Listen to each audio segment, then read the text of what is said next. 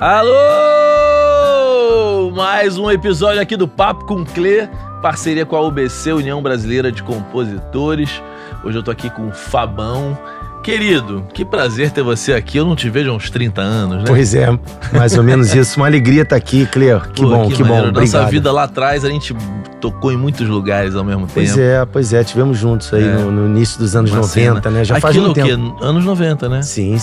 Pô, obrigado. Pô, eu que agradeço, cara. Uma alegria muito grande estar aqui. Feliz. Muito legal mesmo. Aliás, veio de Portugal, tá dando um rolê pelo Rio. Não, vim só pra entrevista, cara. Vem cá, vou começar te perguntando como que a música chega até ti, porque tu é um cara que vive da música há muitos anos, né? Cara. Entregue à música. Eu acho que, naturalmente, né, são os nossos pais, a nossa casa. A música sempre esteve presente na minha casa. Como que era a tua casa? Era muito eclética mesmo. Assim, meu pai gostava mais de ouvir samba enfim, umas músicas que a gente até brinca, assim, música de quem tem a mãe na zona, sabe? Uns boleros, umas coisas muito antigas, assim, de triste mesmo, sabe? Meu pai tinha essa onda meio fossa, ficava tomando a cervejinha, ouvindo umas coisas uns boleros bem antigos, bem tristes, né? Mas Bete Carvalho, tinha Cartola. E minha mãe se interessava muito também pela música estrangeira, ela gostava muito da língua francesa, então tinha Charles Aznavour, Moustaki, Edith Piaf. Cara, era um caldeirão lá em casa, realmente. Filho único, vários irmãos? Não, 3 filhos. E aí a gente começou a colocar também umas coisinhas ali, uns rocks, né? A gente começou no início ali da década de 80 a ter essa atenção com a música também, eu sempre gostava, cara, mesmo dos vinis ali dos meus pais, as capas me fascinavam, o girar do disco me fascinava, e a música, né, com a melodia, a gente começou a aprender ali dos meus pais em casa, né, o que era música, né. E o que te pirou primeiro, assim, quando chega os anos 80, com um monte de banda de rock? Eu tive Clê, sabe como é que é, né? Eu tive aquela fase, assim, também heavy metal, né, cara? Teve? Tive. Ali no início dos anos 80 eu via muito Iron Maiden, AC/DC e tudo, mas ao mesmo tempo vinha umas outras coisas, assim, por causa dos... Eu gosto de surf também, né, cara? Eu sempre surfei, então tinha umas coisas que chegavam pela televisão, a gente falava, pô, que música é essa, né, cara? Tem que descobrir o que é isso aí. O que? Tipo... Dire Straits, né? Men at Work, Oingo Boingo, The Smiths, The Spy Cure. vs. Cara, Spy, a lista né? Você via Reals também, né? Via, assisti. Não, tem histórias sensacionais. A gente ganhou uma prancha lá uma vez num sorteio. Cara, aqui era vanguarda pra caralho, né? Cara, e não tinha essa facilidade de descobrir o que era, né? A gente ouvia aquele anúncio ali no Realce, aquela música, o que é aquilo, né? Quem tá tocando isso? A gente não tinha que ir atrás pra saber o que era a música. Então foi assim, cara, muito ecletismo mesmo, ouvindo Bete Carvalho em casa, nos botequins da vida, e ao mesmo tempo ouvindo Oingo Boingo. Não sei nem como é que dava pra absorver essas coisas assim ao mesmo tempo, né? Bob Marley chegou nessa época também? Muito também, um pouco depois, né? Um pouco depois, mais pro meio ali dos anos 80. De tudo, cara. E o samba também, por estar no Rio de Janeiro, então... meu pai era do mercado financeiro, então tinha aquelas festas de fim de ano, assim, a gente ia... Meu pai levava, às vezes, a gente pra festa da empresa, e estavam aqueles instrumentos ali, os funcionários tocando um surdo, um tamborim. Tudo que era de música, cara, me atraía, me fascinava, eu gostava daquilo ali já desde moleque mesmo. Do meu pai dizer, assim, a gente no carro, viajando, e ele botando umas coisas pra gente ouvir no tape, né? E ele me disse isso, assim, eu não me lembro, mas ele disse que uma vez eu falei pra ele, olha, eu vou ser cantor. Isso, assim, com 5, 6 anos de idade. Ele falou que eu disse isso pra ele, que eu ia ser cantor. E ele ficou apavorado ou não? Ainda não, né? Porque eu tinha 6 anos. Falei, esse menino vai esquecer disso, né? Aí depois, assim, uns 10, 12 anos depois, ele começou a se preocupar. A família toda, né? Mas tu começou o quê? Banda de colégio, sarau? Sarau, exatamente, cara, assim... Existe uma cronologia, assim, tem uma data que eu coloco que foi o começo da minha carreira, que foi em 1992, quando eu entrei pra banda A Bruxa. Fui convidado por uns amigos, o Lúcio, uma amiga me indicou. Mas antes disso, né, antes de 92, eu fiz o Sarau do CAP, do Colégio de Aplicação ali. Ainda meio que despretensiosamente ali, ainda não tinha dado esse estalo de que seria uma profissão, de que queria ser músico como profissão. Mas em 92 eu falei, cara, eu quero isso pra mim mesmo. Ainda existia muito aquela fascinação de... Eu acho que nesse momento eu ainda queria música, mas, pô, queria ser famoso, queria tocar pra milhões de pessoas como o AC/DC, como o Iron Maiden, aquela coisa do palco e aquelas luzes, aquela coisa de plateia gigantesca. Construir uma guitarra de madeira pra mim, fazia um negócio de microfone, ficava cantando em casa. Mas muito, muito pouco tempo depois eu vi, pô, olha, eu acho que, sabe, começamos a rodar ali pelos arredores do Rio de Janeiro, Petrópolis, Itaipava, com a Bruxa, região dos lagos, e, pô, pintava um dinheirinho e tudo. Eu falei, pô, eu acho que de repente tem um caminho aí, sabe? Eu comecei a ver que podia ser possível, né? Apesar de estar no Brasil, apesar de ter uma resistência absurda dos meus pais e da sociedade de uma maneira geral, naquela época, então, você vai ser músico, né? O teu pai te perguntava... Meu pai, pô, mas vem cá, mas como é que você vai ganhar dinheiro, né? Você quer música, mas vai ganhar dinheiro como? E meu pai sempre foi durão, mineiro, durão, e, né, foi difícil ali, cara, no início. Ainda tinha que trabalhar, eu trabalhava ali de boy, de contínuo no banco, trabalhei em mesa de open também, ainda tinha aquele trabalho junto, mas às vezes saía chorando do trabalho porque tava atrasado por um ensaio. Mas com teu pai mesmo? Não, meu pai era do mercado financeiro e eu comecei a trabalhar, assim, eu trabalhei com meu pai, não com meu pai, mas no banco que meu pai trabalhava, mas depois ele tinha uma oportunidade aqui de ocupar uma vaga num outro banco e tudo. Que eu não consigo imaginar você trabalhando na mesa de open. Mas isso, cara, na década de... Você sabe quem também 80, fez isso foi o Rodrigo Lampreia, né? Ah, é? Ele veio aqui e contou também, não imaginava que ele tinha sido no mercado financeiro. Eu fui, cara, e no finalzinho mesmo ali, no início da década de 90, eu trabalhei em mesa de open, no centro, cara, mesa de bolsa. Pô, era um pesadelo, cara. Não tinha nada a ver comigo. E a ponto de um chefe um dia avisar meu pai, olha, a gente vai fazer um acordo aqui, não dá pro Fábio trabalhar mais aqui não. Ele traz a gaita, toca a gaita no trabalho, conta piada o dia inteiro. Eu tinha aquela coisa da atenção também, sabe? Eu gostava de chamar atenção. Você desconcentrava os caras. Mesmo, ninguém trabalhava. Ele não tá trabalhando e ninguém trabalha aqui, cara. O cara ele tem Qual era o nome dessa... Você lembra o nome da empresa? Tiveram alguns, assim, o Banco Progresso. Na Bolsa foi a Grande Rio, que era um banco grande na época e tudo, mas isso já tem tempo, né? Não, é porque vai que alguém tá assistindo, o cara fala, porra, ele era lá da minha equipe. Fui, poxa. Trabalhei durante um tempo, mas eu, como eu disse também, naquela época também o tempo passava muito mais devagar, parece que era uma eternidade, mas foi muito rápido também, né? Deu pra eu enveredar mesmo pela música. Esse momento da Bruxa, né? A gente tá falando aí de 92, 3, 4. Sim. Era muito louco, porque a gente tinha aqui no Rio, né?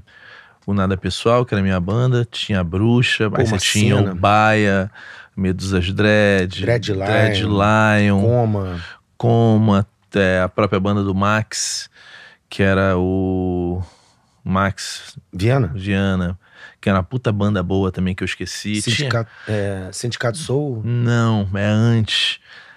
Aí tinha a banda do Zé Ricardo, que era o Fibra. Com o Lins. Tinha uma galera, né? E a galera enchia os lugares. Sim, tinha uma cena, cara. Tinha mais oportunidade, você não acha, naquela época? Mas eu acho que as gravadoras não olharam pra essa galera, pra nenhum deles, né? Na verdade. Isso é muito doido. E mas eu me lembro de ter várias casas, né, cara? Não só na Zona Sul do Rio, mas... Né, tinham muitas opções de você fazer à noite, né? Fazer música ao vivo à noite, que isso ajudava, né? Era aí que o músico pega cancha, aí que o músico faz um dinheiro, faz o sustento, né? E faz audiência, né? Também, né? Porque, a gente tinha aqui Zona Sul, as casas do Recarei, tinha música ao vivo. Então tinha aquela porra grande ali na Bartolomeu, na Frânio, que foi Scala, depois foi foi Gypsy. Ah, sim, sim.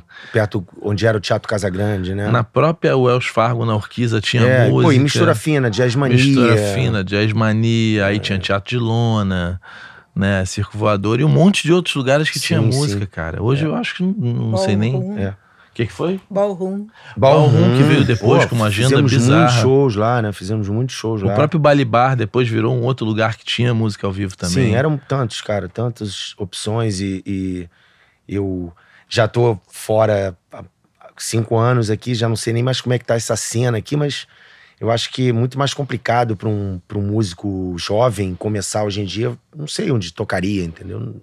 Ao mesmo tempo não precisa de uma gravadora, né? Tempos diferentes, né? Mudou tudo, né? Mudou muito, cara.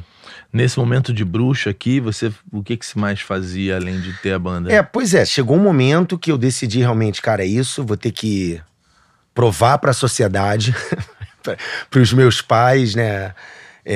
Que aquilo ali era uma carreira que eu tava encarando de uma maneira séria. E pra mim mesmo, né? De querer ter o sucesso e tudo. Então,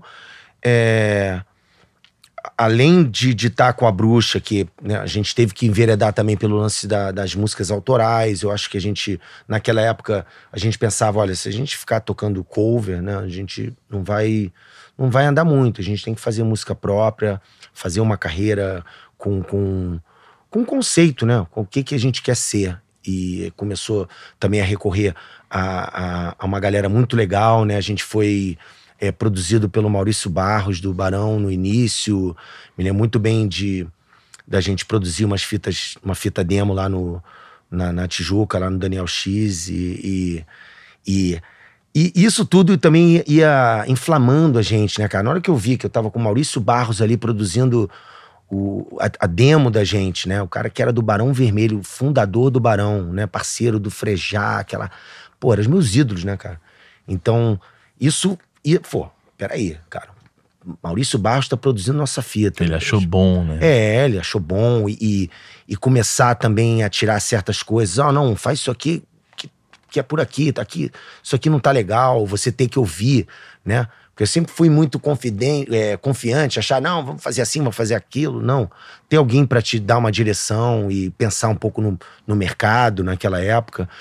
Então, a coisa começou, foi tudo muito rápido, né, Clemente? Mas começou a acontecer dessa maneira, né? Do Maurício Barros estar produzindo a gente, do Frejá, por conta do Maurício, dar uma opinião e dizer, pô, faz assim, faz assado. A gente abriu um show do Barão, as coisas foram acontecendo muito rápido. Abriu o show do Barão no Circo Voador. Daqui a pouco, passou alguns anos, a gente tá abrindo o show do Barão Vermelho no Circo Voador. Então você vai vendo, pô, eu acho que tem como dar certo isso aí, né, cara? E aí a gente vai trabalhando, vai buscando as coisas, né? Gravar o disco, gravar videoclipe, né? Naquela época também muito importante, a chegada da MTV. Né? E sem parar, né? Também, nos tempos também que eu tinha livre, assim, fazer outras coisas com outros artistas, com outros músicos, né? Criar e tocar e cantar, achar minha voz também, achar meu estilo também, né? Cara, foi uma avalanche, tudo acontecendo ao mesmo tempo, né? Nesse período, né? De início, né? De carreira. E o teu pai falava o quê? Na medida que o trabalho ia evoluindo? Cara, um pouco mais pra frente, né? Alguns anos mais pra frente, assim, eu acho que se for falar um divisor de águas, foi isso, né, cara? Em determinado momento apareceu o Cássia Eller, né? Um anjo na minha vida, na minha carreira, uma pessoa que eu tenho um carinho e uma sorte danada de ter... dela ter tocado... Eu vi aqui em várias entrevistas, assim, muita gente que veio aqui falou a respeito de Cássia Eller e realmente é isso, cara. A Cássia Eller, quem ela tocou, enquanto ela esteve aqui, ela fez uma diferença absurda, ela ajudou muita gente, influenciou muita gente. Sem falar, assim, da artista sensacional que a Cássia era... E a obra incrível que ela deixou, ela era uma pessoa maravilhosa. Então, em determinado momento, assim, por conta do Sérgio Serra, né? Serginho Serra, guitarrista. O empresário da Cássia, né? Eu quero tanto trazer ele aqui, cara. A gente já se falou várias vezes, a gente tá tentando marcar. O Sérgio Serra é assim... monstro. É um monstro, cara, um monstro. E ele participou também dessa evolução da Bruxa, compôs com a gente, gravou com a gente. E Me fugiu o nome do empresário da Cássia na época. Rafael Borges. Ele tava querendo reformular a carreira da Cássia e eles resolveram, junto com a gravadora, de fazer uma coisa acústica. 2 violões e a Cássia tocando violão também, e em algumas faixas ela tocava baixo. E chamou o Serginho Serra, e o Serra tinha visto a gente, a Bruxa, né? Não sei se foi no circo, algum show que o Serginho Serra tinha visto a gente, tinha pirado com a banda e pirado com o Valtinho também. E ele indicou e falou, cara, Valtinho é o cara pra esse trabalho aí com a Cássia. E a Cássia se apaixonou pelo Valtinho, se apaixonou pela banda, pela Bruxa. E chegando a essa tua pergunta do meu pai, da minha mãe, da família, que realmente foi um divisor de águas, foi isso, que a Cássia um dia me chamou pra gravar, queria gravar a minha música, uma música da Bruxa. E botei meu pai e minha mãe, né, no show da Cássia, no Canecão, assim, numa mesa lá na cara do gol, e foi isso, cara. Quando o meu pai viu eu cantando com a Cássia Eller, o Canecão lotado, a minha música, ele virou pra minha mãe e falou, Maria Eugênia, tem jeito não, mas o negócio do Fabinho é música mesmo. Ele fala assim? Meu pai mora aqui do Rio de Janeiro, sei lá, 70 anos e não perde o sotaque de mineiro. E foi aí mesmo, entendeu? Que 97, 98, que ele virou pra minha mãe num show do Canecão da Cássia e falou, cara, não tem jeito, é isso que ele quer, é isso que ele gosta e tá dando resultado, né? Tá aí hoje em dia aqui cantando no Canecão com a Cássia Eller. Nunca deixou de me apoiar, mas é aquela coisa, preocupação de pai, né? Tava sempre com o pé atrás com relação à profissão de músico, que é uma coisa que é da sociedade, cara. Por isso que eu repeti também a coisa da sociedade, né? Não, e também não é algo tão descabido, né? Não é uma profissão simples, né? Não é. É muito flutuante, é muito instável. Oscila muito. E às vezes você dá uma sorte. Não basta você ter talento e transpiração, criar e correr atrás e tudo. Você tem que ter o quesito sorte ali pra te ajudar. Coisas que acontecem que vão te botando pra frente. As conquistas mesmo, né? Tá ali em 92 com o Maurício Barros produzindo, aí daqui a pouco o Sérgio Serra aparece, Cássia Eller pinta na nossa vida e muda tudo, né? E aí Tom Capone, foram tantas pessoas que chegaram legal. Nando Reis, que também nos ajudou demais. É engraçado que eu acho que a Bruxa, ali 93, 94, o rock mesmo tava num meio ali, né? Não me lembro quem tava tocando, mas não era mais o rock. O rock tinha sido um pouco antes, né? Sim, a gente veio daquela geração, nós somos daquela geração que pegou o Rock Brasil, que nos influenciou, que eu amava todos ali, mas foi mudando, né, Clemente? Aí começa a aparecer Chico Science, a cena meio que muda um pouco. E eu me lembro que a gente era muito pop, vocês eram muito rock, os outros eram meio reggae demais, a gente era tudo... Não, em termos de mercado também na época... A gente tava meio fora do que eles estavam buscando. E lembra só, naquela época, assim, o mercado era o axé bombando, sertanejo pagode bombando, romântico. Pagode bombando. Então tinha essas 3 vertentes. O rock, cara, pras grandes gravadoras... Eu vi isso mesmo até quando a gente teve uma relação com a Cássia, que era a Poligram ainda na época, não era Universal, que a gente via, cara. A própria Cássia ali ainda não tinha nem muito espaço na gravadora, porque eles estavam com essas máquinas, né? Essas 3 máquinas ali rodando, né? O pagode romântico, o sertanejo, que era ainda um sertanejo que ainda era diferente naquela época, né?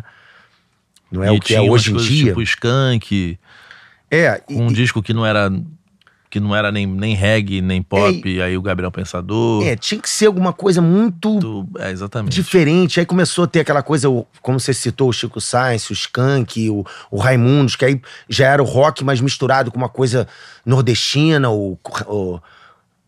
rap, como é que era? O forrocore, né? Que chegaram até a chamar o Raimundos, né? O Skank misturava com ska, com reggae. Chico Science, aquela coisa do maracatu, das coisas regionais de Pernambuco misturados com rock. Aí já tinha aquele rock que era um pouco... Era rock, mas tava ali flertando com outros ritmos brasileiros, que levava a coisa até para um outro lado. Você já perguntou para as pessoas que eram do mercado nessa época por que ninguém te contratou? Não tive essa oportunidade, mas depois Mas eu também... que eu já perguntei várias vezes. Você, de repente, teve mais oportunidade de perguntar. Sempre. Nunca aqui, pra não deixar a pessoa numa situação desconfortável. Mas a resposta é mais ou menos sempre a mesma. Falou, cara, a gente achava muito Zona Sul. Vocês eram tudo muito Zona Sul, muito daqui. Eu não sei, cara. Eu não achava a Bruxa, o único disco que a gente tem, que eu faça tudo o que quiser fazer. Eu não achava aquilo ali Zona Sul, eu achava aquilo ali Não, Zona diferente. Sul da gente estar na Zona Sul, né? Há um estereótipo de ser de rodar os Mauricinhos. de ser da Zona Sul. E a galera tá tentando achar alguma coisa e que não estava tão perto, Eu ouvi sabe? também de gente na época que a gente teve pra estar assinado com a Warner, teve pra... Mas, cara, A gente também, mesma história. eu nem sei por que nesse como. Roger lotava tudo também. Pois é. Eu acho que, cara, enfim, eu acho também... eu fico às vezes pensando o que teria acontecido comigo. Clemente. Se tivesse assinado com a gravadora. O que teria acontecido com a é. gente? O que seria a Bruxa, cara, se tivesse dado certo? Cara, eu gosto tanto Quem da minha seria trajetória, você? sabe? Eu também, hoje aqui, eu fico pensando, vai que era pra ser o que é mesmo, sabe? Que tá E sendo. havia uma coisa muito engraçada pra mim também, que eu sempre fui cantor, né? Quando eu falei também pro meu pai que ia ser músico, tinha uma gaitinha, né, a diatônica, que tá comigo até hoje. Meu irmão, juro por Deus, ela anda comigo. Até hoje. Foi meu primeiro instrumento, porque eu imitava os caras do blues, pegava a gaitinha e ficava tentando fazer as vozes do blues. Então eu tentei estudar bateria, tentei estudar guitarra, eu não tinha disciplina pra nada, não estudava nada. E eu virei cantor. Tu cantava bem, quer dizer, canta bem, né? E aí, assim, eu sempre tive que montar as minhas coisas. Então, assim, como aconteceu com a Bruxa, em determinado momento, a Cássia pinçou o Valtinho, aí a gente já tinha que fazer uma outra coisa e tudo.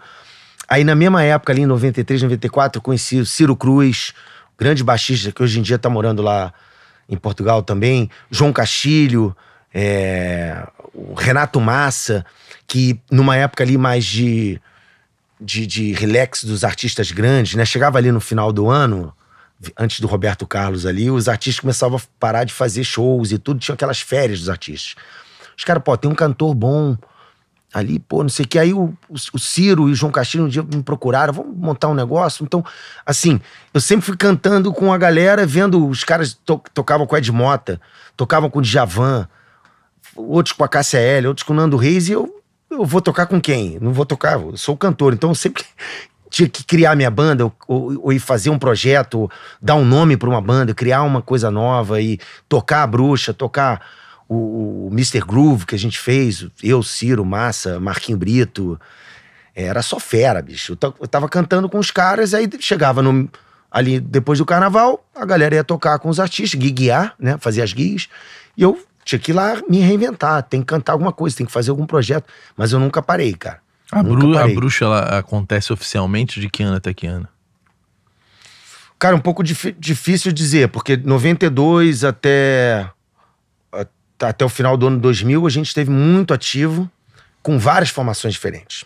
Esse que foi o lance, entendeu? Porque a Cássia pensa... Cássia pensou Valtinho, depois João Viana também, que fez parte da Bruxa, mas Marcelinho da Costa tocou na Bruxa, Hélio Rates, vários bateras passaram ali pela Bruxa. O Diogo Gameiro, que depois também tocou com o Nando, durante uma época tocou com o Suricato, né? Foi do Suricato. E de guitarristas, o Walter, Lúcio Croft, Ronaldo Oeste.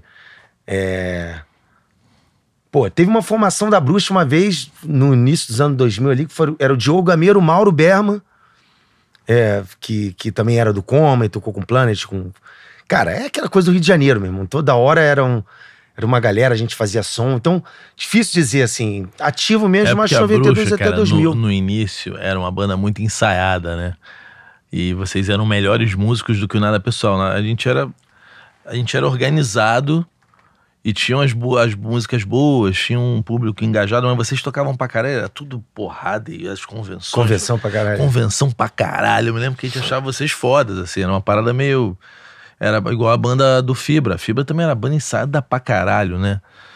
Pois é, pô. Era uma paulada. O Linus, Era o Linux, né? Que era Linux, Zé Ricardo, Davi Moraes e o Ciro. Não, no baixo. Mas foi uma época, foi o... Eu jurava que era o Ciro, não era não? Não sei se o Ciro chegou a fazer parte do Fibra, mas Ou enfim. o Fernando. Pô, agora também, minha memória também não vou Mas lembrar era uma nomes. época que as bandas eram muito... E banda tem isso, né? Se não dá certo quando todo mundo tá novo, aí um tem filho, aí começa a fazer gig, aí o outro começa a ter um segundo trabalho, aí a parada meio que Mas desanda, a coisa né? do trabalho também. Quando você decide também que é a tua profissão, né, Clemente? Pô, bicho, você tem que se dedicar. Muita gente acha, pô, músico não trabalha, músico é vagabundo, não sei o que, pô, meu irmão. Tem que ralar muito, ainda mais no Brasil, né? Tanto no Brasil, é uma profissão muito dispendiosa mesmo. Você tem que trabalhar mesmo, tem que transpirar pra ter sucesso, né, cara? E o sucesso não é simplesmente você assinar com uma gravadora ou conseguir milhões de fãs. O sucesso é você tá ali feliz com a tua arte, podendo tirar teu sustento dali. Eu acho que pra mim isso é o primordial, sabe? Aí hoje a gente tem o midstream, que não tinha esse conceito, né, lá atrás. Pois é. Que é, sei lá, o Zé Cabaleiro. Porra, pra mim é um sucesso do caralho. O cara não tá disputando lá pra cima, ele tá ali no meio. E hoje tem festival pra caralho pro midstream, né? Tem muitos artistas que vivem nesse lugar, tipo o Rubel, que eu sou fã, Tim Bernardes. Tem uma galera, né? Sim. Ou seja, hoje eu acho que pra quem começa também, eu acho que olha pro mundo e fala, pô, tem várias possibilidades. A nossa geração era bem mais complexo. Bem mais restrito, né? O que a gente podia fazer. Se você não entra na gravadora, não toca no rádio, se não tocar no rádio, não faz show, se não faz show... Vai ficar tocando na noite ali. Era uma coisa diferente, né? Cara, da Cássia, cara, eu queria que você falasse mais dela, porque todo mundo que vem aqui fala da Cássia. E, cara, uma hora a Cássia, quem é jovem não conhece, né? Tem um pouco disso, né? Mas estão descobrindo, né? Então vamos falar da Cássia. Porque ela deixou uma obra incrível e assim... Pô, tem muita história da Cássia, Mas né, a obra, Clemente? cara, fica ali no Spotify, entendeu? Quando alguém vem aqui e fala do Tom Capone, por exemplo... Cara, é alguém falando do Tom Capone. Outro dia eu vi uma coisa muito legal, a página que eu acho que é o Horácio Brandão que organiza, a página do Cazuza. Aí foi um post, não sei se a Vanessinha viu, era assim, quem era Cazuza? Aí era assim, uns 12 vídeos feitos aqui das pessoas falando do Cazuza. Porque aí destrincho ali, né? Fiquei tão emocionado, bicho. Legal. Cara, o Cazuza era um maluco, aí o outro, o Cazuza quando tava sei lá o quê, aí... Porque é falar das pessoas, né, cara? Assim... Me fala da Cássia, assim... Cara, poxa, eu me emociono porque...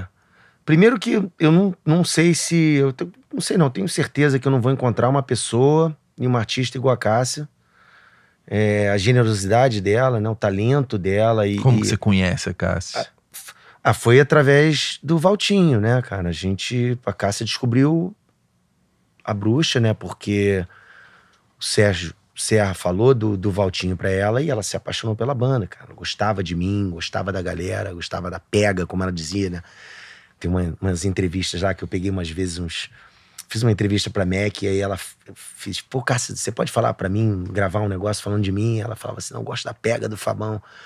E pô, bicho, depois desse ano, que eu acho que foi 94, 95, quando eu conheci a Cássia...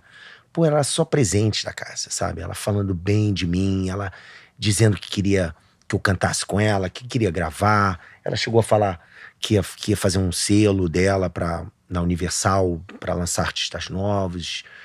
E, cara, eu até me perco, assim, porque era assim, ela era um gênio, né, cara? Um negócio assim, compunha, tocava piano, sabe? A gente, só de estar ali do lado dela e ainda tinha isso, entendeu, Clemente? A gente ia pra casa dela e ela deixava a gente muito à vontade, sabe, cara? Apesar daquela timidez dela, fazia assim, mas, cara, sempre tocando, sabe? O carrom que hoje em dia me dá tanta... É um instrumento um pouco... Também muita gente fala mal do carrom, que é um instrumento meio... Tem um preconceito com o carrom. Não, eu não tenho preconceito, eu tenho preconceito com as pessoas que tocam o carrom. Porque ele em péssimas mãos, no meu caso... acaba com a festa, não acaba? O vinho, carrom. Nas mãos erradas carrom complicado. É terrível. Não, mas assim, então cara, era todo dia um aprendizado e tudo, e essa generosidade da Cássia, não tem muito o que falar, assim, um dia chegar em casa, ainda morava com meus pais, né, e ainda aquelas secretárias eletrônicas, aí chega lá e ter um recado da Cássia na secretária, pô, Fabão, sei que, pô, seguinte, cara, vou gravar um disco ao vivo Veneno Monotonia, não sei o que, vai ter uma gravação. Pô, queria te chamar pra cantar comigo, né? Queria, pô, ver se você... se você pode, né? Sabe, era assim, ela ainda ficava cheia de dedos pra, sabe? O Rock in Rio também foi meio assim, pô, não sei se você queria, chamou pra cantar no Rock in Rio, não sei se você vai poder ir nesse dia, né? Era assim, tímida e tudo, e dando esses presentes, sabe? Chamar pra cantar com ela na gravação do disco, e me chamou essa vez também pra cantar no Rock in Rio, e ir contra a galera também, assim, que tava até gerindo a carreira dela na época. Pô, Cássia, será que você quer que... Você vai mesmo chamar convidados pra chamar o Fabão pra cantar no Rock in Rio, um show, pô, importante, não sei o quê? Ela falou assim, não, pô, faço questão, sabe? Ela peitava. E eu me lembro também da coletiva do Rock in Rio, porque ela não gostava, a Cássia sempre foi avessa às entrevistas e tudo. Ela fazia porque ela sabia também que era importante pra carreira, mas ela não gostava muito, né? Ela ficava tímida e tudo, e ela falou, ela botou, olha, coletiva do Rock in Rio, ó, se meus convidados não forem, eu não vou. Aí vamos lá pra coletiva do Rock in Rio, eu, o Jorge do Peixe da Nação, o Márcio Melo, aquela mesa, Clemente, com a toalha branca, aquelas garrafinhas, sabe? De água no Hotel Nacional, sei lá onde é que era. Aquela coisa bem estereótipo, assim, jornalista do mundo inteiro do Brasil. E aí, em determinada hora, também alguém perguntou, Cássia, fala um pouco dos seus convidados aí. Como é que é? Conta aí um pouco do que você chamou eles. Aí ela toda... Pô, Fabão, queria ser o Fabão. Sabe? Ela mandava essa, eu queria ser o Fabão, pô. Aí não falava mais nada, aí, sabe? E, cara, só lembrança boa, ela fazia a gente rir, aquela gargalhada dela. E generosa, sabe? Vamos mixar a música do disco, do Veneno Vivo, né? Que foi o Faça o que Quiser Fazer, que era da Bruxa. Ela também me chamou pra cantar, e a gente deu uma fitinha demo, produzida pelo Maurício pra ela. E tinham 2 músicas, Não Dance, que é até uma parceria com o Serginho Serra e com o Tavinho Paz, poeta, né? E o outro lado era o Faça o que Quiser Fazer, minha do Lúcio do Cambraia. E a gente deu, querendo mostrar pra ela o Não Dance. Ó, tem essa música aqui que a gente quer que você grave com a gente, que você... Primeiro a gente chamou ela pra fazer uma canja no show, né? E ela escolheu a outra. E aí ela falou, não, eu quero essa aqui. E aí eu quero que você cante comigo. Depois, quando ela falou, chamou pra cantar. Que foda. Era assim, cara, era só Isso é bom presente. Pra quem não conhece o mercado fonográfico. Não são coisas normais de acontecer, né? Não. Não é algo que acontece toda hora. Não, pelo contrário, né? Você tem tudo pensado, tem aquelas diretrizes, vamos fazer assim, vamos fazer assado. Aquele momento que estourou o acústico, você estava próximo? Pois é, qual ano foi do acústico? Foi 2000, Putz, eu não lembro. 99? Eu tava, porque foi o Rock in Rio 2001. Eu acho que o acústico foi em 2000, ou foi no próprio... Eu não me lembro, cara, direito também. É porque nessa época, assim, das pessoas do Renatinho Leone, que, pô, sim, que eu conheço desde a época lá do Gugu, Martal, mas muita gente fala a mesma coisa. Cara, ela ficava no hotel, quando tivesse todo mundo junto, não tinha. Se vai todo mundo de ônibus, ela vai de ônibus. Se é todo mundo de avião, é de todo mundo de avião. Isso são coisas que são tão bonitas de escutar, né? E é unânime. Cara, você tá falando aí, tá vindo as coisas na minha memória, porque eu fico muito mexido mesmo, cara, quando falo da Cassia. Eu tenho que me controlar mesmo, assim, porque foi muito importante pra mim e ela era isso, cara, sabe? Ela abriu o Voodoo Lounge, era o Voodoo Lounge, não, Bridges to Babylon, do Rolling Stones. E ela chamou a galera pra ir, era um showzinho curtinho, não sei o que, de meia hora, mas, irmão, vamos, não, o Fabão vai, a gente foi pro camarim, aí a gente até, no Rio, a gente viu o camarim do Bob Dylan, um negócio esquisitaço, tudo preto, assim, com as velas, ele mandou, era um CIEP, do lado da Apoteose, mas ele revestiu tudo com os coisas de veludo, não sei o quê. E aí ela levava a gente pros lugares, né? Esse eu não dei canja, mas eu tava lá louco pra ela me chamar, não sei o quê. Aí, Maxud, São Paulo, né? Vamos lá, Fabão, vamos com a gente. Eu, não, podendo, eu ia, né? Aí, Maxud Plaza, não sei o quê. Não, Fabão fica no quarto com não sei o quê, daqui a pouco... Eu acho que eu nunca contei, acho que ninguém sabe nem disso, assim. Aí ela virou, falou, Fabão, fica no meu quarto. E aí sumiu. Não sei nem pra onde ela foi.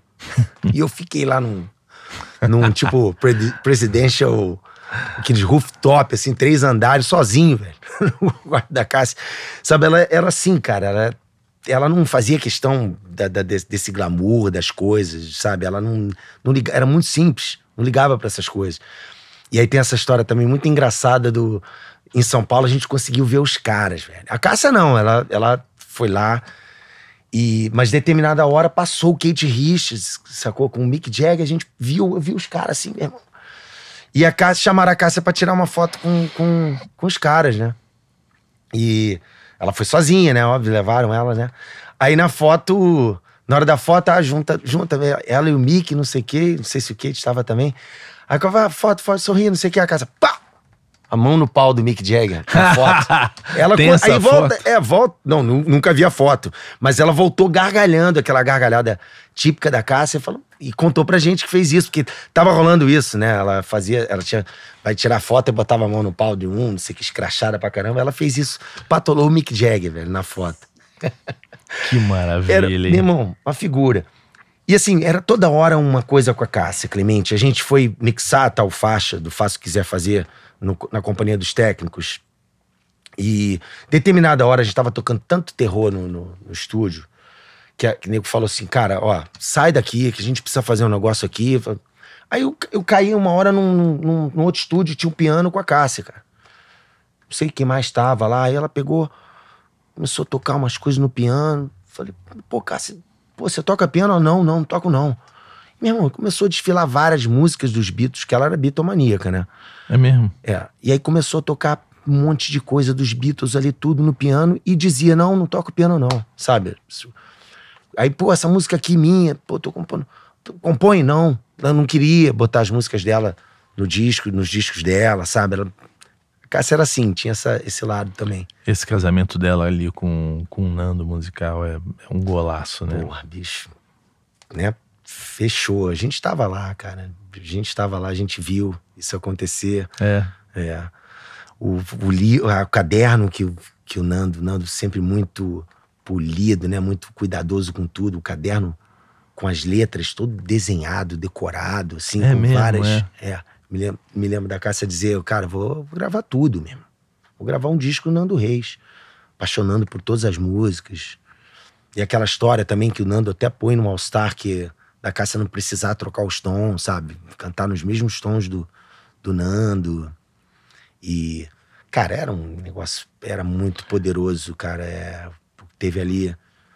Esse disco na época não tinha Spotify, não tinha nada, a gente tinha que comprar, né?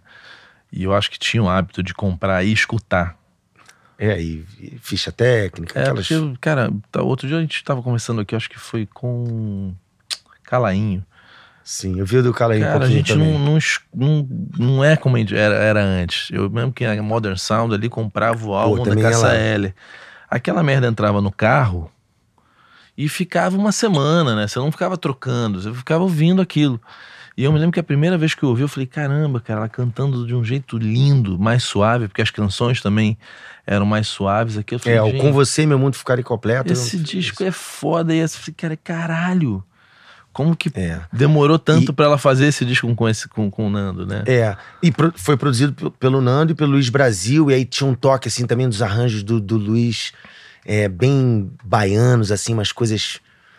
Deu uma mistura tão legal. Um dos discos preferidos meus da Cássia, assim, é esse, sabe? E aí o acústico lindo de morrer, incrível, né? Incrível também, com cordas e a banda, né, cara? Então virou uma família, né? E uma sintonia que não era só ali do palco, né, cara? Era... Por essa generosidade, por essa simplicidade da Cássia, de agregar, de tocar a vida de cada um ali como ela fez mesmo, não só como artista, sabe? E por mais que tenha gente que não acredite nisso, isso vai pro palco. Isso vai pra expressão artística. Total, cara. Total. Tanto que eu bato muito nessa coisa dos cachês, né? Eu me coloquei meio que nesse lugar de fala de batalhar por isso. Até lá na frente tenho ideias de o que eu posso fazer de fato por isso, né? Porra, cara, se você tem um artista que, sei lá, paga 1.000 por show... se ele resolver pagar 3 mil, ele muda a vida dessa pessoa que ganhava 1.000 e passa a ganhar 3 mil. E esse cara vai muito mais feliz pro palco. Pô, com certeza. Mas muito mais. Ele vai ser muito mais agradável no aeroporto esperando a porra do voo. Sem dúvida, isso sabe? reflete, né?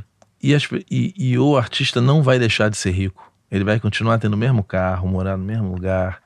Talvez ele junte um pouco menos de dinheiro todo mês. Isso é algo que eu quero ver mudar. Se Deus quiser, eu vou ver isso mudar. E eu acho que é uma questão de reflexão. Igual a gente está refletindo sobre várias questões. A gente como homem, branco, privilegiado. A gente não está olhando para si de uma maneira que a gente não olhava lá atrás. Sem dúvida. Acho que é o artista também olhar para si. Putz, é verdade, cara.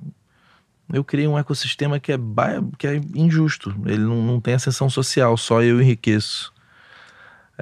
E a generosidade é uma reflexão, né? E a generosidade da Cássia também passava pelo lance assim dela ser tão confiante nela, dela ser tão resolvida assim como artista, como cantora, né?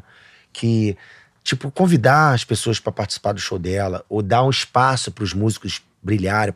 Meu irmão, Fabão, canta aí, faz teu nome que o meu tá feito, sabe?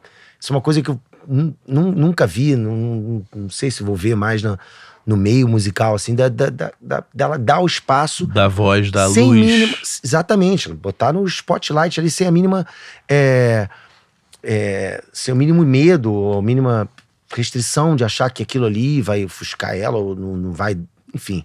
Era inigualável mesmo. A Cássia realmente era uma pessoa ímpar mesmo, cara. E pior que foi embora muito cedo, né? Pois é, demais. Tinha tanta coisa. Isso é outra coisa que eu conversei também com Fernando Nunes, com o Valtinho, os caras que estiveram muito perto dela. O que a Cássia estaria fazendo hoje também, cara? Eu não tenho um dia, juro por Deus, não tenho um dia que eu não penso na Cássia, sabe? Ainda mais sendo cantor, músico, eu trabalho todo dia, eu canto todo dia praticamente. Quando eu não tenho nada pra fazer, eu canto até em casa no chuveiro. Pode parecer impossível, mas eu gosto muito de cantar. Então, pô, o que a Cássia estaria fazendo hoje? Será que a Cássia aprovaria isso que eu tô fazendo? Porque ela era muito chata, assim, com questões de sílabas que não batem. O que ela vai cantar, o que ela não vai. Qual a letra, se a letra ela diz... Ela era chata com... chata que eu digo assim, ela nesse lugar de perfeccionismo, pós-palavras. Se aquilo ali quer dizer alguma coisa pra ela, e sílabas, aqueles cacófagos, sabe? Sei lá, isso aqui não tá dando certo porque não é a palavra, não é essa, né? Aliás, mudar a sílaba tônica é horrível, né, bicho? Tipo, por causa da melodia, botar... Ela era muito cuidadosa nessa coisa do repertório, de como ela cantava. E pô, não, isso aqui... Cássia, tá bom pra... Gravando, né? Tá bom pra caralho. Ela fazia... Tinha umas coisas... Aquelas brincadeiras que a gente fazia, ela fazia... Não... Porque ela não aprovava, certo? Não, eu vou fazer de novo. Ela era cuidadosa com essas coisas, sabe? E cantava pra caralho, né? Tudo, cara. Isso é uma coisa também que a Cássia me influenciou demais, assim, ver ela cantar de tudo, cara. Samba, rock, a música, qualquer coisa, cara. A Cássia cantava com uma propriedade, com cuidado, com uma força. Mesmo quando ela tava cantando mais suave, que tem aquela coisa do Chicão também dizer, pai, pô, prefiro a Marisa Monte, né? O Chicão falava, não gosto. Começou a ouvir a Marisa Monte. E a Cássia depois achou aquele lugar com você, principalmente, né? Com você eu ficaria completo, o mundo ficaria completo. Ela ali se tornou uma cantora com dinâmica, né? Com propriedade. Porque aí na hora que ela ia, bicho, você tava com saudade, né? Ela conseguiu ganhar essa curva de poder e voltar. É impressionante, cara. Assim, eu tenho muitos ídolos, assim, e como cantora, por exemplo, assim, eu gostava muito da Elis Regina. Eu faço essa comparação também porque eu gostava muito do ecletismo da Elis, a potência dela, a alegria dela cantando. Mas é difícil pra mim, a Cássia Eller, cara, foi a maior cantora do Brasil, assim, sem sombra de dúvidas. Eu sou suspeito pra falar, ela realmente me tocou mesmo, cara. Vem cá, Monobloco, que é uma história longa de vocês ali, né? E é um fenômeno, né? Porque começa do nada, explode. Me conta um pouco essa história. Pô, engraçado que foi mais ou menos também numa época ali, eu me lembro dos primeiros anos do Monobloco, até lá no Clube Condomínio, quando começou o carnaval lá, os bailes lá no Horto, que eu falei, pô, tem que convidar a Cássia pra ela. Por pouco não foi também cantar lá com o monobloco, cara. Eu acho que esse momento, inclusive, é o ressurgimento desses blocos de rua, né? Do Rio de Janeiro, com né? certeza o monobloco fez essa revitalização, digamos assim. Na época aquela coisa também estava muito resumido a Sapucaí, né? A coisa do sambódromo, do samba de escola de samba mesmo, naquele sambadrome ali, né? Eu me lembro até que eu ia pra Itaipava, no carnaval nem ficava muito no Rio ali na década de 90. Eu ia surfar no sul. Pois é, a gente dava Guarda uma fugida, Imbaú, e eu acho que até os cariocas de uma maneira geral. E muito ali, e eu gostava, entendeu, Clemente? De carnaval. Não de carnaval. Eu curti carnaval também, cheguei a me fantasiar, assim. Até em Araxá, lá em Minas Gerais, na terra do meu pai, eu pulei carnaval de salão, vi as marchinhas, sabe? Eu sempre prestava muita atenção nas músicas, entendeu? Onde está o dinheiro? Os caras ficavam tocando aquilo ali, medley, né? Uma música emendada na outra, os caras não paravam, só iam mudando as músicas. Eu curtia aquilo ali, eu ficava prestando atenção na instrumentação. Molequinho. E a coisa das festas de empresa lá com meu pai, a roda de samba que os caras faziam. Então eu tava cantando rock, blues, e o Zongo Boing, Australian Crawl, The Smiths da vida. Eu gostava de tudo, cantava tudo, queria cantar tudo. Legião Urbana, sabe? O 2, eu ficava cantando, botava, ficava fazendo air guitar. Difícil cantar Legião, né? O range mas eu tenho uma voz, eu tenho uma região grave, assim, sabe? Que é um range complexo. Ele tinha aquela coisa do grave e do agudo, né? Mas eu tenho até esse range que o Legião sempre foi uma coisa que não era tão difícil pra eu cantar, eu gostava, né? O 2 você escutou pra caralho. Foi o disco que eu mais ouvi, até furar, quebrar. Hoje em dia nem tem mais ele. Levei alguns vinis pra Portugal, mas esse desapareceu. Mas eu tava falando, apesar de estar ali no rock, no surf, naquela época, eu falei, vou ver o Sovaco do Cristo. Me lembro de ter ido lá no Horto ali, ver o que tava rolando e o que acontecia, que eu tive essa impressão que também a Plap, né, teve na época, né? O Pedro Luiz Aparede, quando criaram a oficina do monobloco e tudo, cara, era uma merda, bicho, a música, né? Eu tocava qualquer coisa, cara, sabe? A galera tava na Von Martins ali, descia do prédio com um tamborim pra tocar. Bloco, vamos lá. Nada contra, eu sei que carnaval é bagunça, mas eu cheguei no momento, quando eu entrei pra oficina do monobloco, em 1999 ali. E você tocava bem percussão? Eu sempre tive essa coisa intuitiva, né, cara? Eu tentei estudar todos os instrumentos, como eu te disse, e fui ser cantor. Foi mais fácil pra mim. Mas eu sempre tive jeito, intuitivamente, né? O carrom, né? Os instrumentos de percussão.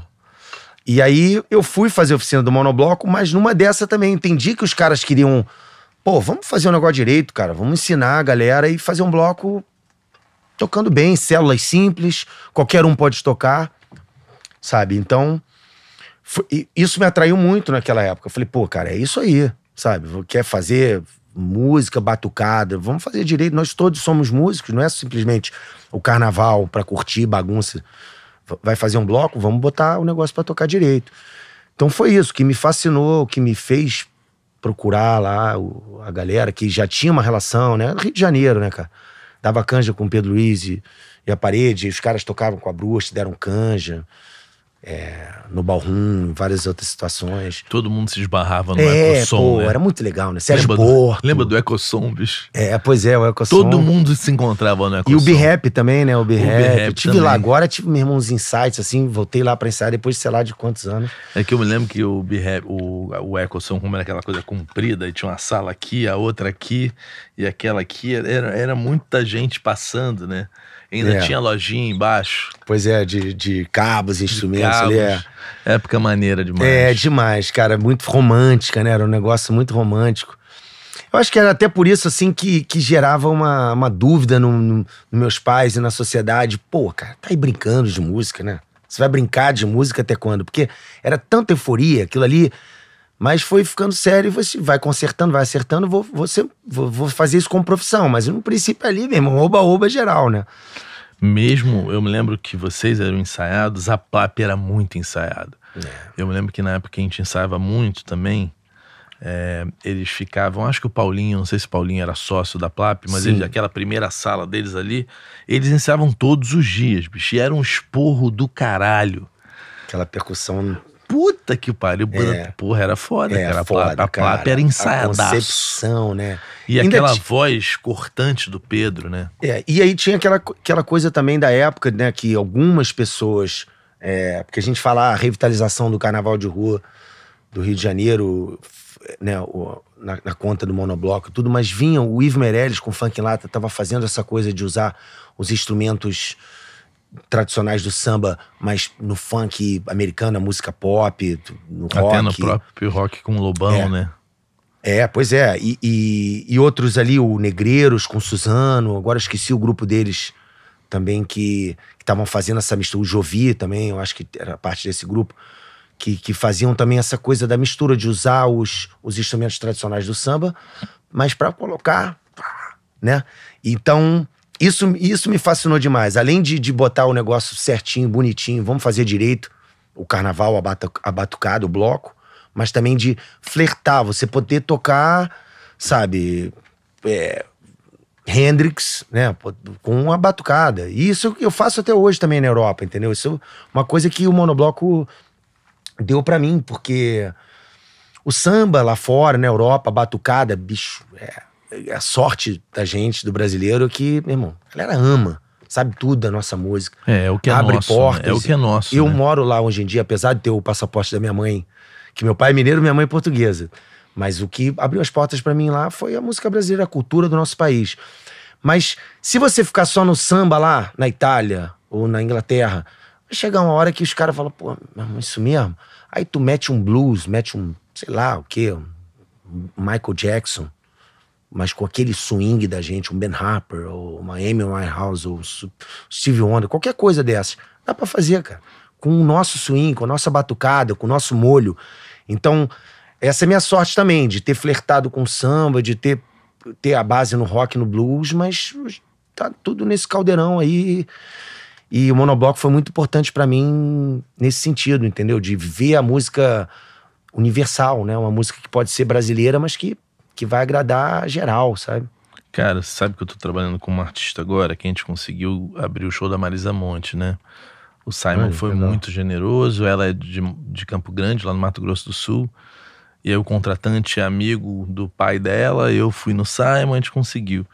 E eu me lembro que eu perguntava até pro Biguli, eu falei, cara, vocês não conseguem fazer, tipo, sei lá, você, Fabão, de usar aquela audiência e abrir os shows, né? Porque vocês já estavam ali, e essa cultura acho que do abrir, porra, seria tão lindo, porque imagina você abrindo os shows, né? Tipo, já tá todo mundo ali, cara, saca? Porque, e o Biguli, e todos que passaram por ali, né? Porque são audiências muito grandes e não tem essa cultura no Brasil, não tô falando do monobloco em especial, mas de não ter essa generosidade como cena, sabe? Sim. Tipo, pô, eu vou usar, tem isso aqui, cara, bota Ciclano pra abrir, entendeu? Tipo, a gente não tem isso. Quantas vezes você viu alguém abrir um show de alguém? Não acontece, sabe? Eu acho que isso passa também pelo fato de, assim, é até uma questão engraçada, porque a gente teve muitas colaborações e participações, tanto nos ensaios na fundição, como em outros lugares, assim, pô, Marcelo D2, Martinho da Vila, João Bosco, Gilberto Gil, tantos artistas que cantaram com Monopólio. Isso aqui só pra lembrar alguns, Falcão, do Rapa, a Martinalha, Sandra de Sá, meu irmão, muitos. Assim, todos os artistas brasileiros já cantaram com o monobloco, ou fizeram participação. Só que o que acontece, assim, nos shows, cara, existia um fenômeno engraçado. Meu irmão, ninguém queria tocar depois do monobloco, não, cara. Porque o Renato e o Martal fizeram parte também de uma... É muito importante dizer isso também, por causa da Plap, dessa concepção, além de misturar esses instrumentos, como é que a gente vai fazer para captar esse som? Uma coisa é você estar numa sala, num lugar pequeno, com os instrumentos ali, gravar, que nem o monobloco veio disso, né? O microfone mono, os caras fizeram a percussão ali, e a parede gravaram em mono, um bloco em monobloco. Mas como é que você vai botar isso num show, num lugar, numa arena? Como vai captar cada instrumento? Meu irmão, penaram. Martal passou muito por isso junto, e outros técnicos, o Renato e outros engenheiros de som, muita cabeçada até achar o som ideal pra gravar, o grave, os surdos. Às vezes vai lá, vira, tá... Pô, não é isso, cara. Pô, microfone de lapela pro tamborim, pô, vai captar o som de um tamborim, meu irmão, um tamborim só. Ele foi um esporro do caralho. Ô, Renatinho, como que foi esse desafio, assim, você lembra? Das etapas, até chegar no som que você considerava, tipo, ideal? Cara, isso quem fez foi o Martal, né? Na verdade, esse trabalho inteiro foi dele, assim, foi a pesquisa dele com a galera da Flap, compra tal microfone, tenta tal coisa. Flying PA também, né? Bota PA aqui, bota assim. Isso. Então, assim, isso foi um trabalho do Martal direto, assim, quando eu entrei na parada do monobloco, esse desenho de som já estava feito, né, de como que se faz. A gente mexeu em alguma coisinha ou outra depois, tipo um tipo de microfone, mas assim, a ideia inicial foi toda dele, basicamente dele. Até porque naquela época o carnaval era assim, era um microfone de voz, cavaco, uns overs, acústico. Então, assim, começou a ter pressão no som amplificado com o trabalho dele, basicamente. Então, levou muito tempo pra chegar no ideal, sabe? Então, o que eu tava falando, existia esse fenômeno. A gente ia tocar em alguns festivais, ou até em formaturas mesmo, que tem várias bandas grandes, né? Tocar depois era uma roubada. Depois que chegou nessa concepção, meu irmão, vou entrar depois disso aí? É ruim, não vou mesmo. Então, essa coisa da abertura, às vezes ficava mais fácil fechar, entendeu? A gente fez um show com o Gil, por exemplo, no... Quando eu falei da abertura... Eu acho que então, de repente, eu não entendi direito. Não, quando eu falei da abertura é de tipo... O palco do monobloco, ele era preenchido por artistas que tinham seus trabalhos individuais, né?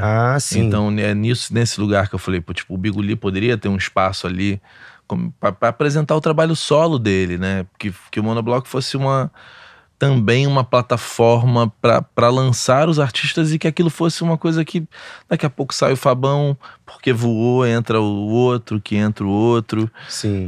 E eu acho que você vê isso fora pra caramba, e aqui no Brasil tem muito pouco, né? Então, e acaba que a cena não se renova. Mais nesse sentido, sabe? Eu falei uma vez isso pra eles, falei, pô, cara, bota o Biguli.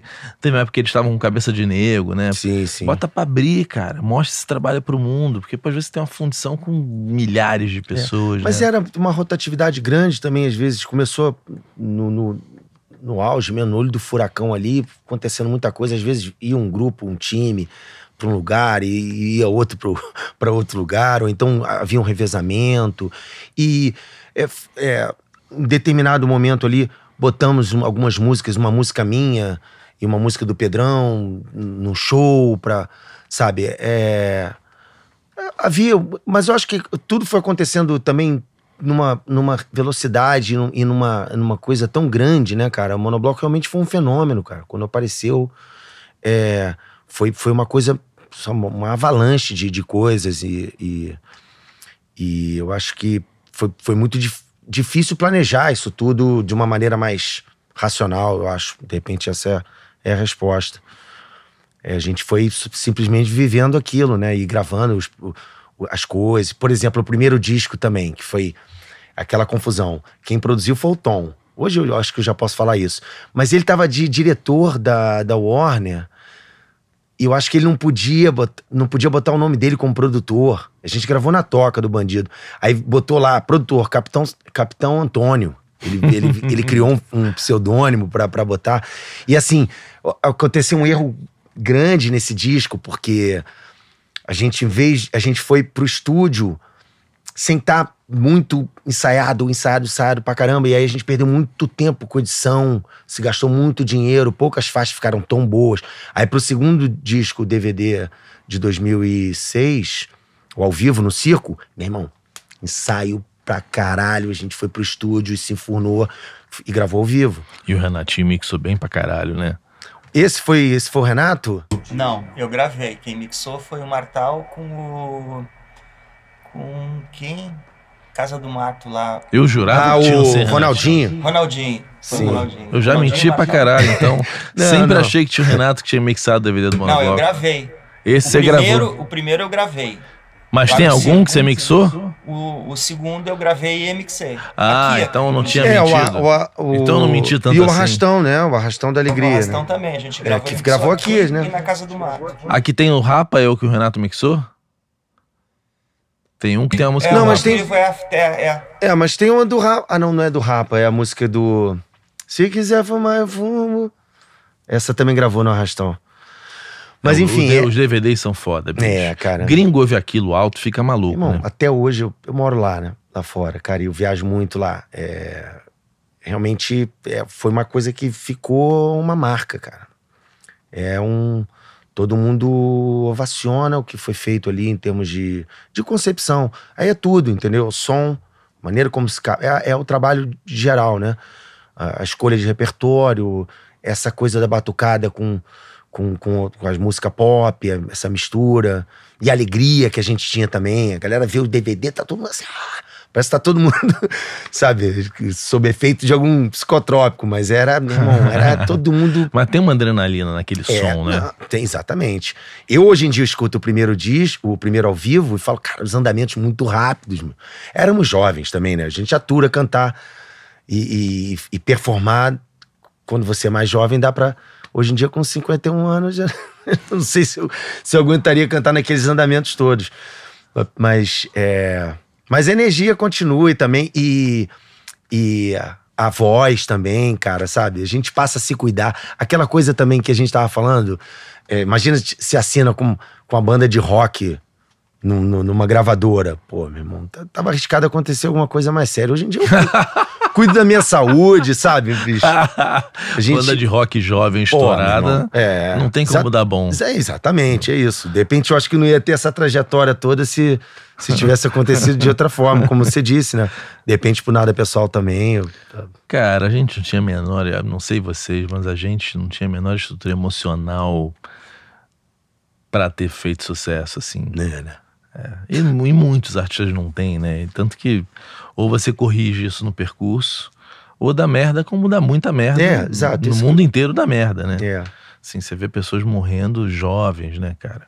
Ou por droga, ou por suicídio, seja lá o que for. Pois né? é. Porque não é fácil lidar com sucesso. Exato. Sucesso, ainda mais esse sucesso de você ser a maior banda. E era o que eu queria, entendeu? Se eu for olhar aquele garoto lá, há 30 e tantos anos atrás, cara, eu queria era aquilo. Mas meu irmão. todo mundo queria Eu aquilo. queria o AC/DC, né? Os Guns N' Roses. Falei, cara, eu quero isso. Só que mesmo hoje eu vou fazer, em maio, 31 anos de carreira. Pô, bicho, numa profissão que é completamente instável. É muito legal, sabe? Chegar agora e ver que valeu a pena, sabe? O trabalho e também abrir mão de um monte de coisa. A gente conversou também outro dia, você falar de não ver meus pais. Teve uma época com o Monobloco, meu irmão, que eu não Natal, Réveillon, nada eu passava, sabe? Com a família, não podia fazer nada. Chegava em casa segunda-feira morto, sabe? Aí quinta-feira já tinha que viajar de novo, um show atrás do outro. Carnaval então era, sei lá, 12 dias seguidos de show. Cara, eu tô com filho de 1 ano e 9 agora, né? Eu não me imagino numa rotina de estrada, por exemplo. Pô, é muito Eu vou duro. viajar agora 20 e poucos dias, já tô com o coração apertado. Mas eu sei que é uma coisa que acontece e depois só no ano que vem. Sim, é Mas- muito duro, Clemente, né? É muito duro. Porra, é uma rotina que tem uma hora que cansa, né? Total. Eu desacelerei bem, assim, agora trabalho bastante. Eu acabei de fazer um carnaval aí, 9 shows em 5 dias, mas No teu tempo também. e né? também com saúde, você já também não... Porque eu gosto de uma cervejinha, não sei o quê. Pô, fui beber mesmo só quase no último dia. Você tomar uma cerveja, ver a galera... Senão não dá conta, cara. Não tem mais saúde pra você cantar 9 shows em 5 Não dá. dias, Quantas sabe? horas por show?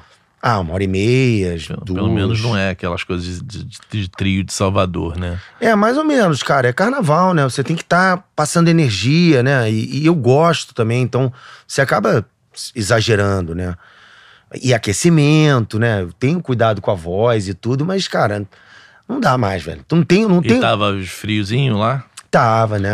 Aí é melhor, no ar-condicionado. Carnaval no ar-condicionado. 19, 18 graus. Lá, tá vendo? É igual aqui. Vem cá, tava quente, né, pro inverno lá. O que você tira de aprendizado? Porque isso aqui foi um fenômeno, né? Você sai do monobloco. O que você tira de aprendizado e leva pra essa tua carreira, digamos assim, solo pelo mundo? A carreira solo, acho que sempre teve ali em paralelo, sem parar, porque, cara, muita coisa que eu te falei, né? Eu fui convivendo com músicos sensacionais, músicos que tocaram com Ed Mota, com Fagner, com a Cássia Eller, com Nando Reis, com Djavan, e o Fabão aqui seguindo, cantando e tudo. Eu tive, até esqueço, é tanta coisa na minha carreira, eu tive também uma incursão, cara, no LS Jack, né? Eu vi esse primeiro show no Teatro Odisseia, não foi? Na verdade ali já tinha virado o Salto, o Marquinhos... já tinha virado o Salto. Foi o primeiro show, né? De lançamento, eu lembro. Exato. Que eu fui. Eu já era muito amigo dos caras da banda, a gente também, aquela coisa do Rio, a gente participou de um pau de sebo que tinha a Bruxa e os caras já estavam lá, ainda não era o nome LS Jack. Eu tinha eles gravaram 2 músicas minhas num disco, acho que de 2002, alguma coisa assim. E aí o Marquinho teve um acidente, né, numa cirurgia que ele foi fazer, e os caras não pensaram 2 vezes em me chamar pra assumir os vocais. Eu só não entendi por que não manteve o nome, cara, porque... Pô, cara, eu vou te falar que outro dia eu pensei isso, aí aquelas... Porque não fez sentido mudar de nome, cara. Mas fazia na época. Fazia. Eu ia falar que é culpa minha, que foi culpa minha, mas não é. Mas hoje em dia é aquilo, Clemente. Cara, é tudo muito dinâmico. A gente vai fazendo as coisas na vida. Eu não me arrependo de nada, não, mas a gente comete erros na vida. Você vê, né? O Barão era impensável antes do Cazuza sair que o Barão daria certo sem o Cazuza, porque nenhuma banda... Cara, o Barão era muito Cazuza. Né? Cazuza e aí veio o Frejá quebrando tudo, assumiu, Frejá, né, mais cara? tímido, mas de repente ele era Barão, era o Frejá. E agora, óbvio que é mais com difícil. Rodrigo, né, cara? Pra mim é o melhor Barão, cara, de todos é esse. Como som. É um negócio bizarro o Barão com o Suricato. É bom pra caralho, cara. Ele também é um puto instrumentista, né? Cara. É um canta monstro. Pra caralho. Pô, falo assim, do ponto de vista de ouvir, fechar o olho, eu prefiro o Barão do Cazuza, porque o meu maior ídolo era o Cazuza. E o Barão era uma banda jovem ali. Hoje o Barão Vermelho com o Suricato é uma banda gringa, bicho. Os caras estão tudo tocando pra caralho. Por que o LS Jack não poderia ter sido com você? Ia ter, óbvio, um início, um estranhamento, mas tinha total chance de virar. Mas, pô, é aquilo, né, cara? Eu também, hoje em dia, se pudesse voltar atrás, de repente a gente tinha... Mas você foi um dos que foi contra a ideia? Na verdade, foi uma coisa um pouco natural, cara, porque os caras me chamaram, né? E a gente chegou a fazer um show como LS Jack, na Bahia. Não era Festival de Verão, tinha o nome de uma cerveja, alguma coisa. Era grande, foi um show grande, foi o primeiro, esse foi o primeiro. E o único, como LS Jack. Era Nando Reis, se era o Rapa. Meu irmão, era um show grande. A gente fez o primeiro show da noite, como LS Jack, cantando o repertório do LS Jack, já com algumas músicas novas do disco que a gente estava produzindo no Mega, no estúdio Mega, que era na minha rua. Morava ali na Macedo Sobrinho. Na ladeira na minha ali. rua. E só que o que aconteceu, Clemente? A gente começou a fazer as músicas, tinha muito dedo do Bernardo Vilhena também, que o Bernardo Vilhena deu várias letras pra gente, e a gente foi pro estúdio lá no Itangá também ensaiar. Os caras são foda, o Bicudo, o Morel Ferreira, todo mundo, o Vitor. Baita banda. E também ensaiar, CDFs nesse sentido que você falou de, meu irmão, de trabalhar as músicas, de ensaiar, de deixar tudo muito bonitinho. E o Bernardo ia pra lá, às vezes, com umas letras, a gente foi fazendo assim, eu funciono muito assim, pegar uma letra e ter um riff e tacar a melodia ali. E o Bernardo ficava chocado, porque ele falou assim, um dia, garoto, eu vou vou fazer um adesivo, fabrica-se rock and roll, não sei o quê, porque, cara, a gente foi fazendo uma música atrás da outra, e o negócio, cara, foi virando outra parada, velho, sabe? Pô, eu olhava aquilo ali, a gente mesmo olhava. Eu não me lembro também se fui eu que meio que falei, cara, isso é outro, vamos ter que achar um nome. a gente tava achando que... A gente achou que era outra coisa, entendeu? E a gente fez um puta disco. Na verdade, a gente fez 2 discos. Também não tinha o Zé Henrique junto, né? Não, já não era. Talvez a transição certa... Que é certa, não sabe se lá eu tô de fora, não sei. Puta, não é tipo você tá de fora, mas é exatamente isso. Se a gente Zé Henrique, talvez. Se a gente mantivesse o LS Jack, se o Zé Henrique fosse o produtor, ele conseguiria achar essa transição pra num outro disco virar a chave. Né? Eu acho que não tem muito. Todo mundo jovem muito também. Exato, eu ia falar exatamente isso. A juventude também, trabalho, e aquela coisa, meu irmão, não, vamos botar o nome, sabe? Tem isso também, você faz merda, né, cara? Esse fim de semana mesmo, vindo pro Rio, eu botei o meu irmão, que também é cantor, mas ele é advogado, ele não canta, ninguém viu nunca ele cantar, mas ele é um puta cantor, meu irmão mais novo. Ele botou uns Lost Tapes, eu mostrei pros caras mandei pros caras uns vídeos assim, pros caras do LS Jack, e eu cantando as músicas do LS Jack, o meu irmão botou uns Lost Tapes que ele achou lá no iPod dele. Pô, meu irmão, falei, cara, bom pra caralho isso. Legal pra caramba, as músicas bacanas. E por que não tentamos assim? Bicho, agora já era. Né? E a gente fez 2 discos. O trabalho qual eu me orgulho muito, o Salto, chama A Noite é dos que Não Dormem, uma letra do Bernardo. A gente nomeou o disco com esse título. Porra, cara, eu escuto esse disco também do Salto. Bom esse show só que não aconteceu nada, né? Todo mundo gostou. O Teatro Odisseia lotado, todos jornalistas. A gente teve maior cuidado, mas não virou, né, cara? É aquela coisa, não virou. E aí, Monobloco, porque foi na mesma época. E também Salto aí, a gente tá falando de que ano? 2004, 5, 6, alguma coisa assim. O início da...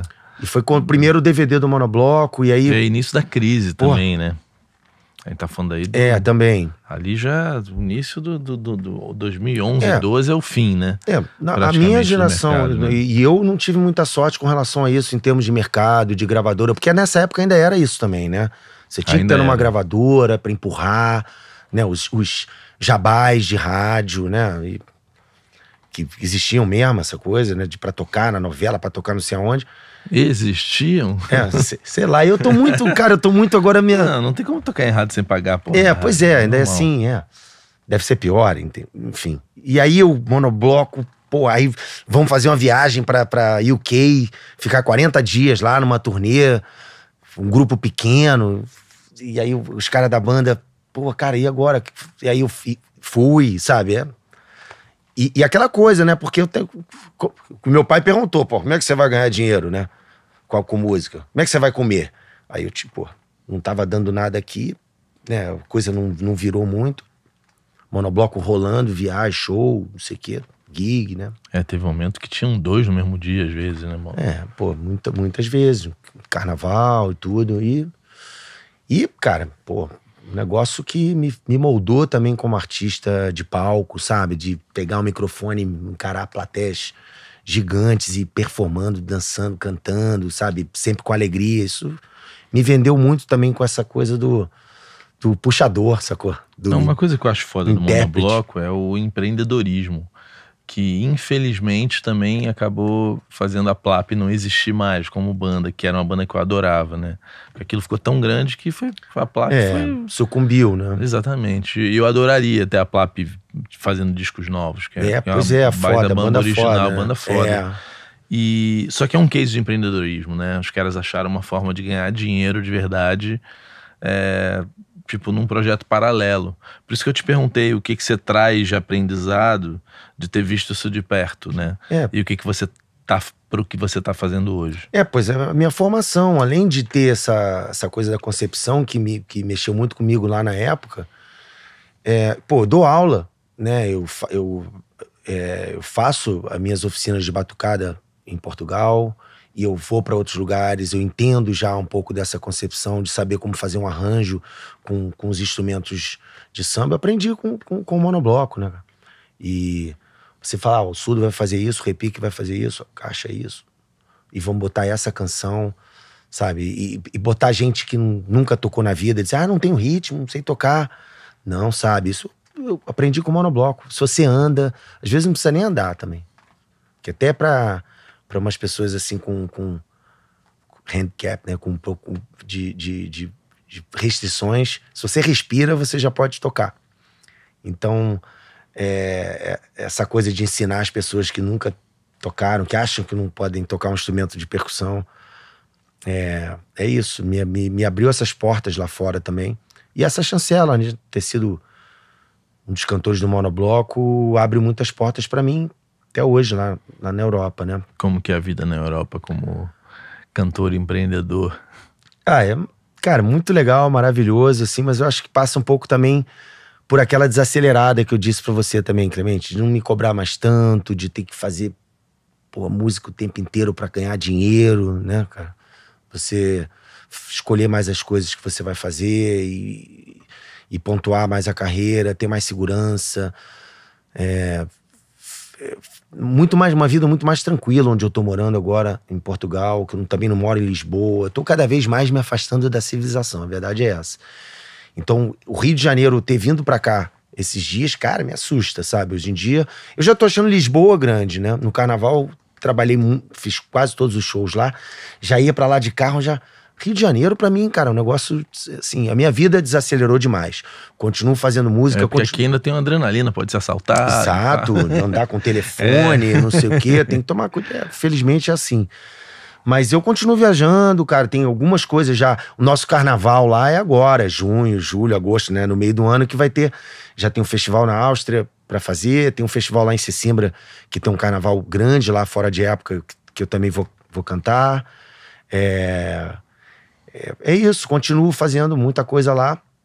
Oficina de percussão todas as terças, eu trabalho também pra empresa, pequenos shows também, as pessoas me convidam pra fazer aquele formatinho acústico.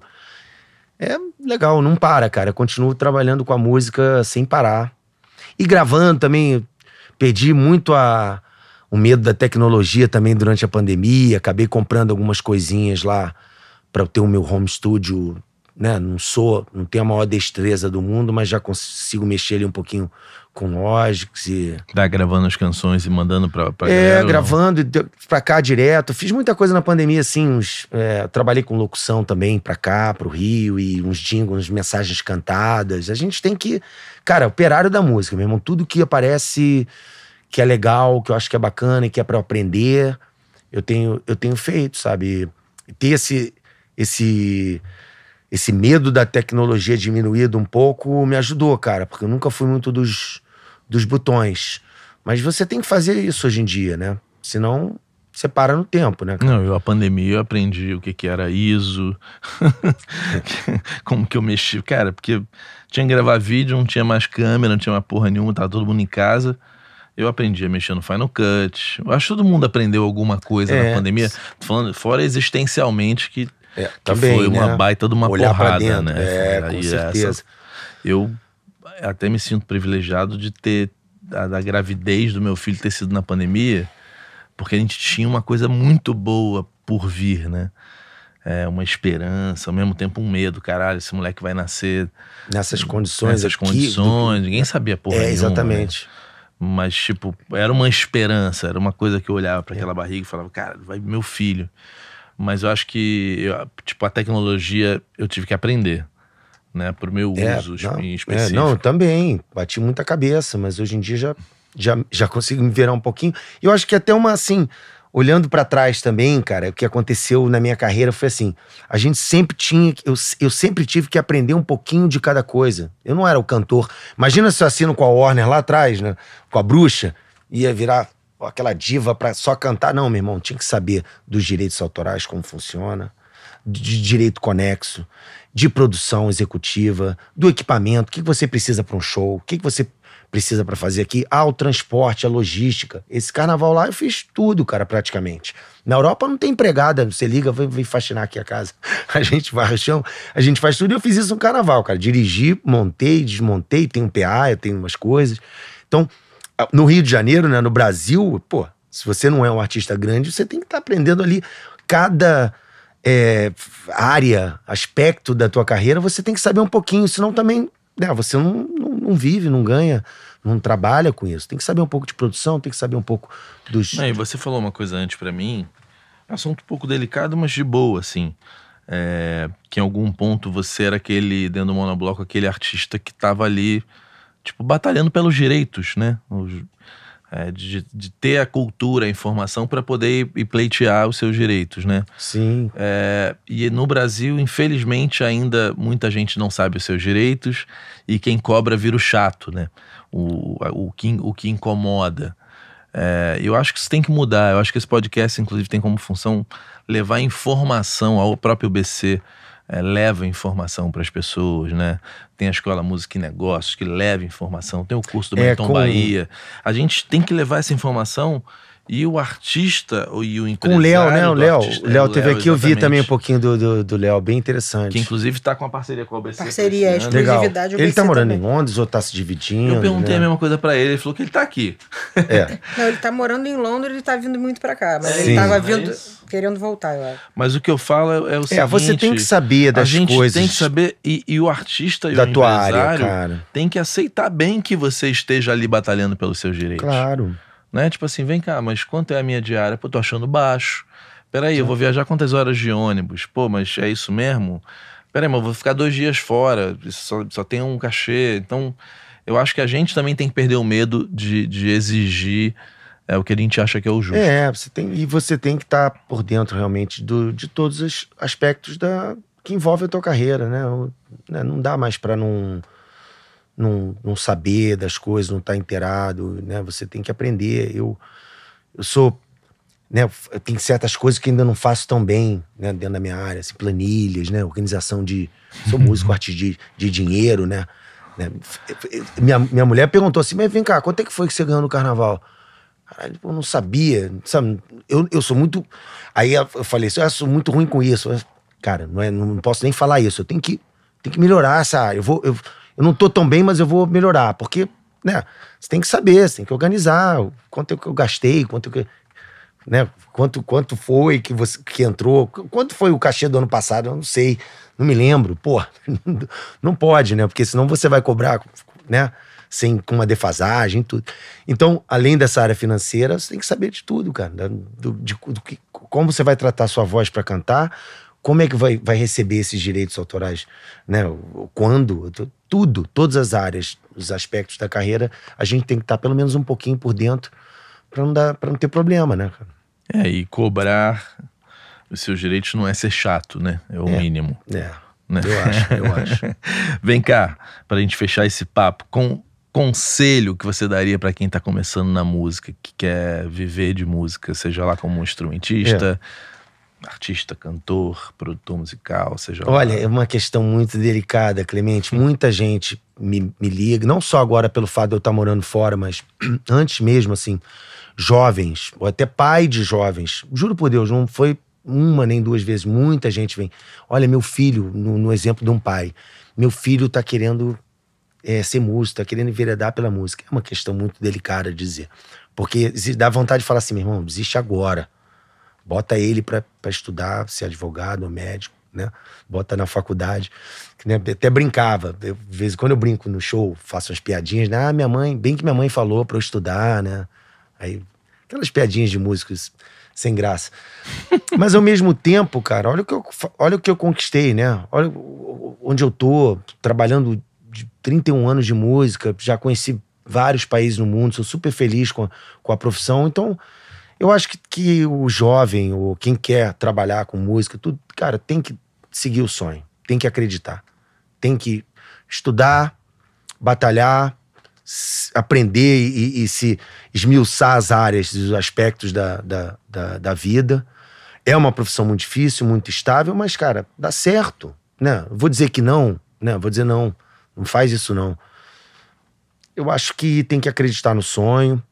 Até porque, como você falou, trabalhar onde você se sente infeliz é a pior coisa do mundo, né? Então seguir a profissão que você não gosta, ou porque os pais... Imagina quantas pessoas não têm, né, frustradas com o seu trabalho. Eu acho que isso não faz bem pra saúde, né? Então eu acho que tem que seguir o sonho mesmo, tem que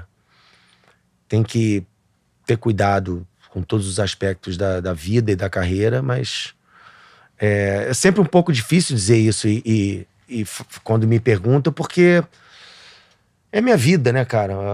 Cantar é minha vida, então eu vou só ajeitando pra poder viver dela, viver de cantar e tudo. Não é fácil, mas eu acho que tem que seguir o sonho, porque é muito legal, cara. A música tá na vida de todo mundo, e você poder trabalhar com música é muito, muito gratificante, cara. É uma emoção, assim.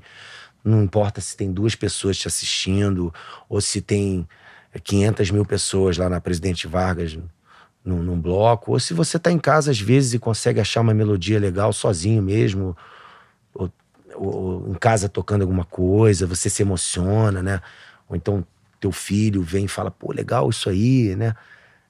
Cara, é muito gratificante. Então, o conselho é esse, assim, cara. Eu acho que tem que seguir o sonho mesmo, se preparar. Pode dar errado, mas no meio do caminho, sei lá. Tudo pode dar errado. E hoje em dia as pessoas estão tão multitasking, né, cara? Fazendo mais de uma coisa, né? Então acho que também dá pra se organizar e atacar em várias, né? Por que não também, né? Você sabe que eu tava pensando o que eu falaria pro meu filho, né? O moleque tá crescendo. Sempre que eu pergunto essas paradas pra alguém, eu fico pensando o que eu vou falar quando meu filho me perguntar. Eu acho que eu aconselharia ele a fazer uma segunda opção junto, mas que seja complementar, sabe? Não é tipo, não, vai fazer advocacia e tem uma banda, não, mas, cara, sei lá, comunicação, music business, algo que vá conversar. Dá pra pensar nessa estratégia, letras, né? Sim. Sabe? Algo que converse com a arte e que possa em algum ponto convergir ou não, ou te dar uma... É o conselho que eu daria. Mas você já tá na expectativa do teu filho seguir a tua carreira também, né? Cara, eu não sei, porque a minha carreira já nem sei nem o que ela é mais, né? Mas aí que tá. Porque eu virei uma outra coisa que eu não planejei. Mas mais ou menos, a gente tá aqui falando de música, Clemente, de música, né? Pois é, você não vai conseguir, não vai fugir, meu irmão. Não vai fugir. Como é que ele chama? Clemente também. Legal. Então, calma. Ele que vai te perguntar, Ele que vai... Imagina, ele já vem aqui, fica olhando, ele anda, agora ele tá aprendendo, agora ele anda direitinho, né? Olha tudo isso, ele fica fascinado. Vai ser um problema. Pois é fascinante, cara. Isso eu acho que uma palavra também. Porque lá atrás, quando... Meu pai botou a Beth Carvalho ali no Botequins da Vida pra ouvir no carro, no tape, que ele começou no console do carro, da Caravan, a batucar ali, aí eu falei, poxa, quero isso mesmo. Então é fascinante, a música te chama, não é chamado, você, né? É ela que escolhe, eu acho, né? Que ela que escolhe, cara. Não tinha muito pra onde correr, não. Meu irmão, pô, obrigado, falando pra caralho, hein? Pô, muito bacana, Clemente, brigadaço. Amei. Alguma coisa pra falar aqui? Tudo ótimo. Legal, Cleia. Obrigado por ter vindo aqui. Seja bem-vindo ao UBC. Eu que agradeço. Pois é. Seja Vanessa também, muito obrigado. Vou ver se enquanto eu estiver aqui. Vai lá visitar. Eu quero, incrível. Sim. E muito feliz, cara. Uma alegria muito grande pra ti é o seguinte: o que a UBC tá fazendo por mim, eu acredito que a minha entrega pra eles também seja bacana, mas o que eles estão fazendo por mim não tem preço. Agora mesmo eu tô indo pra Austin com o apoio da UBC, então assim, a minha gratidão, a gente tava falando de gratidão no outro papo hoje, não tenho nem palavras, então seja bem-vindo. Legal, obrigado, tô muito feliz, cara, muito feliz mesmo, obrigadão mesmo. Gente, a gente se vê no próximo vídeo, valeu!